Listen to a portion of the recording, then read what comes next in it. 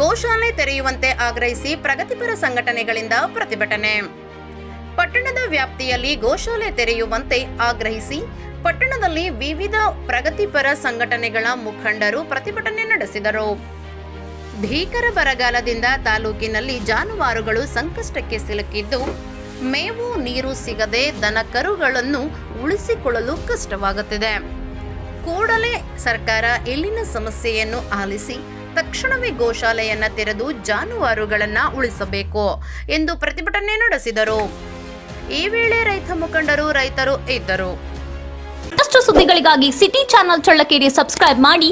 ನಮ್ಮ ಚಳ್ಳಕೆರೆ ಟಿವಿಯನ್ನು ಪ್ರತಿದಿನ ಸಂಜೆ 8 ಗಂಟೆಗೆ ವೀಕ್ಷಿಸಿ.